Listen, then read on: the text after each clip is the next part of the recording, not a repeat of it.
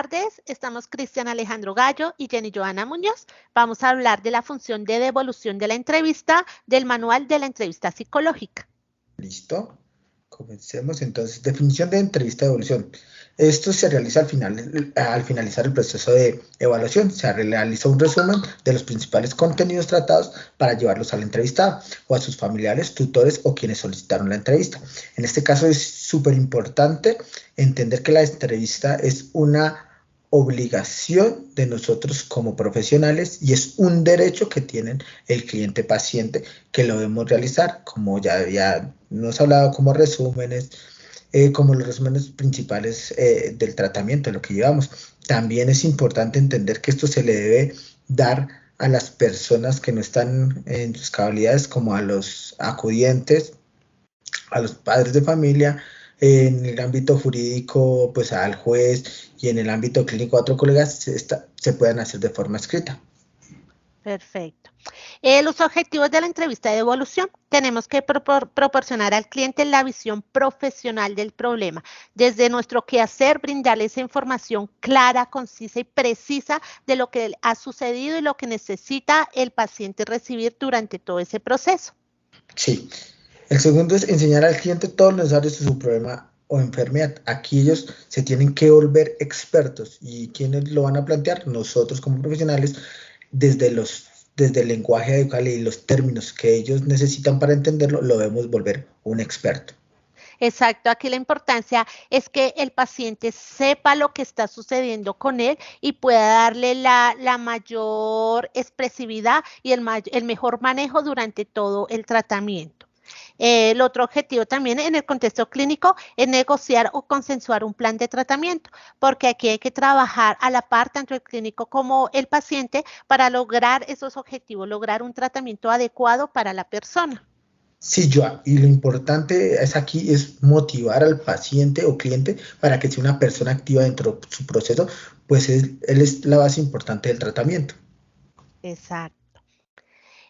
Bueno, entonces la devolución consiste en una explicación sencilla, comprensible y justificada de lo que sucede a un cliente o paciente. Sí, sigue, tranquila.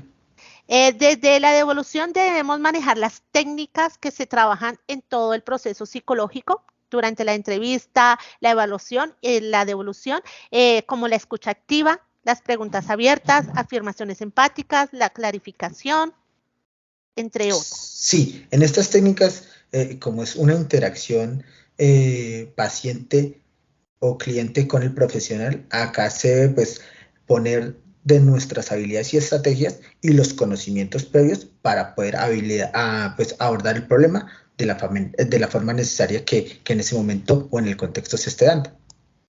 Exacto. Bueno, vamos aquí a mirar el modelo de toma compartida de decisiones que se trabaja también en la devolución de la entrevista. Aquí es fundamental construir una alianza terapéutica adecuada, en donde el cliente y el terapeuta trabajan conjuntamente en una misma dirección para lograr esos objetivos que se han propuesto. Sí, aquí es importante para poder generar un buen, lo que se debe generar es un buen dúo terapéutica, que no esté por un lado el terapeuta o el profesional y por el otro lado el paciente. Aquí lo que deben tener es una buena relación para que se pueda llevar bien su proceso o el proceso que los dos están generando. Exacto. Los objetivos de la entrevista desde la devolución, desde el modelo de TCD, tenemos que primero es proporcionar la información clara y ajustada a los problemas del cliente.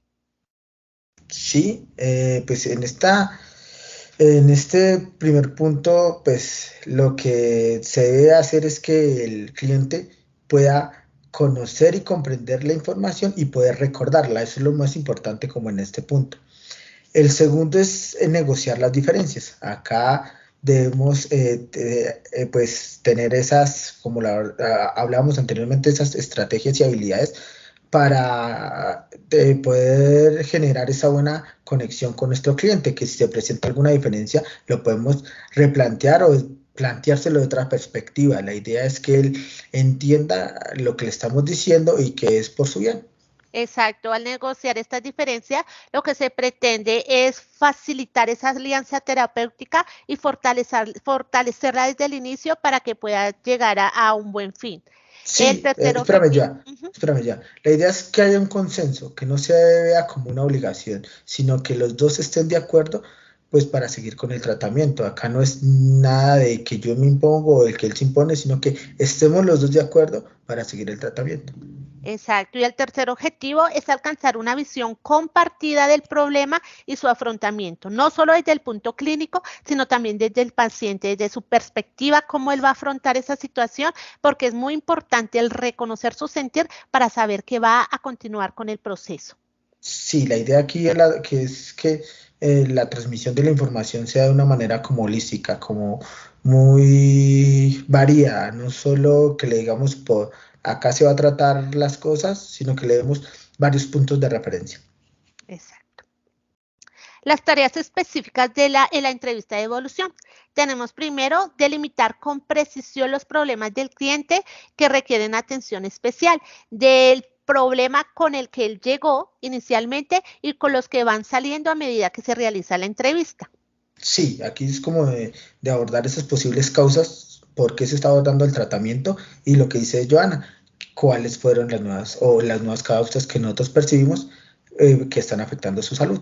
En esta delimitación debemos utilizar siempre un lenguaje claro, sencillo, que el cliente nos entienda, que estemos hablando el mismo idioma, porque el clínico puede hablar frente a tecnicismos que el paciente no puede comprender o términos que ambos manejan, pero creen que tienen significados diferentes o cada uno le ha dado un significado y una sensación distinta. Entonces hay que estar en la misma dirección, hablar el mismo idioma para poder llegar a ese tratamiento correctamente. Sí, acá se pueden utilizar otros recursos como refranes, oraciones, ejemplos de otras personas. Entonces, se puede, para que sea más ameno y él lo entienda de una mejor forma. Exacto. Eh, La segunda tarea, Cris. es el de organizar la información en conjuntos significativos y coherentes. En esta parte, la idea es explicarle al paciente que entienda la información y la comprenda lo más específica posible, que él la comprenda, que él sí queda con dudas, que la pueda preguntar y que nosotros nos hagamos entender. Lo que hablaba Joana, hay que tener un lenguaje acorde con el paciente y el contexto que se esté tratando. La tercera tarea es reformular de un modo diferente la narración que el cliente hace de sus problemas y los significados que le atribuye. Nunca debemos invalidar lo que el paciente o el cliente nos dice. Es su verdad, es su realidad y por eso se le da esa veracidad. Lo que podemos hacer es mostrársela de otra forma para que él pueda ver y pueda darle otro giro a lo que está viviendo. De esa manera su perspectiva puede cambiar y puede darle más valor al tratamiento que se le va a continuar. Sí, la cuarta es proporcionar al paciente información sobre el problema adicional. Esto se trata desde el diagnóstico inicial, las consecuencias y causas que por el cual está pasando el tratamiento. Y la idea es que se presenten y se relacionen nuevos resultados a los que ya llevamos de las entrevistas previas. Aquí la información adicional, nosotros tenemos muchos recursos desde el Internet, desde otros pacientes que han vivido esa misma situación que sería ese trabajo de pares, historias compartidas, tenemos varias herramientas que pueden ayudar a fortalecer la información. Y la Exactamente. quinta tarea, tenemos la comprobación oportuna de que el paciente comprende las explicaciones que damos. Aquí es muy importante dar esa información por bloques. A medida y paralelamente que damos la información, tenemos que ver la reacción del paciente, ¿sí? Entonces, si está comprendiendo su expresión verbal y no verbal, para saber si sí está comprendiendo lo que nosotros le queremos decir. Sí, como decía Joana, aquí el tema de las expresiones verbales, no verbales, de su expresión corporal, todo es importante. Aquí debemos apoyar al paciente o cliente a que pregunte cada vez que se lo sienta necesario para que él lo entienda de buena manera. La idea es que si nosotros nos apoyamos a todas esas estrategias y habilidades que dijo Joana, nosotros podamos hacer esas pausas activas para que él pueda preguntar. Exacto, porque generalmente nosotros le podemos preguntar, ¿comprendió lo que le acabo de decir? Entonces él va a decir sí. ¿O tiene O alguna no. pregunta? No. Sí, Entonces lo ideal es brindarle ese ambiente y esa confianza para que él si tiene alguna duda realmente pueda expresarla, para que pueda identificar que es para su bien, para su proceso. Entonces es muy importante brindarle esa confianza, esa empatía para que él pueda expresarse de una manera tranquila. sí, exactamente. Exacto. Ok. Bueno, Eh, sigue dale. yo, si quieres, dale. Bueno, el manejo de la comunicación con clientes especiales. Tenemos que es el trabajar en contextos o situaciones hostiles y estresantes con pacientes resistentes, poco colaboradores o en crisis. Sí, en nuestro contexto educativo o en el contexto académico, en el contexto el que quieran, vamos a querer nosotros que siempre llegue el cliente o paciente con buena actitud, que esté ameno a lo que le vamos a decir o que comprenda las cosas y siempre no va a ser así. Van a llegar personas remitidas por tratamientos, digamos, desde una cárcel, terapias de familia, entre otras, y entonces van a llegar de manera hostil, agresiva. Entonces aquí lo que queremos es que esa devolución sea acorde. Y en estas ocasiones, pues debemos remitir a lo que aquí la compañera pasó, que son las expresiones para identificar la resistencia en un cliente. Yo. Exacto. Estas expresiones puede ser que el cliente refiera cuánto va a durar esto, o es necesario que esté aquí todo el rato, o puedo contárselo a la persona que lo remitió, a la persona que lo acompaña. También pueden decir, miren, no tengo nada contra usted, pero no creo que deba estar aquí. Mi problema no es psicológico, yo no estoy mal de la cabeza, porque generalmente piensa que es para locos y ellos no están locos, entonces no aceptan la terapia o el tratamiento. También pueden decir que qué sitio tan feo, que si esto tardara mucho. Entonces, ese tipo de expresiones nos permite identificar la resistencia que está presentando el cliente. Exactamente, sigue.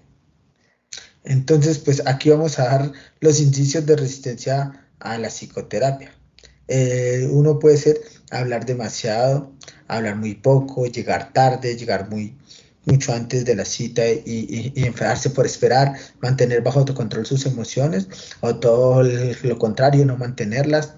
Entonces, esto viene desde como un pensamiento freudiniano y es que el cliente puede estar de manera hostil por estas cosas.